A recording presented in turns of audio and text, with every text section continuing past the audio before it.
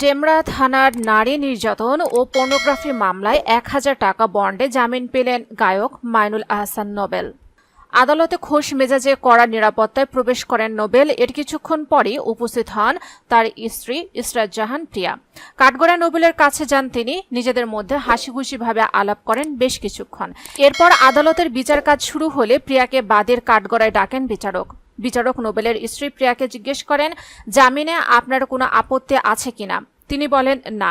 পরে উভয় পক্ষের আইনজীবীরাও বলেন, ভুল বোঝাবুঝি থেকে মামলা হয়েছিল, এখন বিষয়টা মীমাংসা হয়ে গেছে। এরপর প্রিয়া আবার নোবেলের কাছে কাঠগড়ায় ফিরে যান। একজন আরেকজনের হাত ধরে দাঁড়িয়ে বাসার সবার ব্যাপারে খোঁজ খবর নেন নোবেল। এরপর নোবেলকে আদালত থেকে পুনরায় গারদে নিয়ে যায় পুলিশ। এ সময় সারাক্ষণ প্রিয়ার হাত ধরেই হাঁটছিলেন নোবেল। আদালতের লিফটে ওঠার সময় প্রিয়াকে সঙ্গে নেন। এর কিছুক্ষণ পর জামিনের আদেশ ঘোষণা করেন মেট্রোপলিটন ম্যাজিস্ট্রেট মেহরা মাহবুব। পরে প্রেস ব্রিফিংয়ে জামিনের বিষয়ে আপত্তি না থাকার কথা জানান প্রিয়া। এছাড়া তাদের আইনজীবীরা জানান, শিগগিরই তাদের সংসারে নতুন মেহমান আসতে যাচ্ছে। কাজেই সুখী নতুন জীবনের জন্য সবার কাছে দোয়া চান প্রিয়া।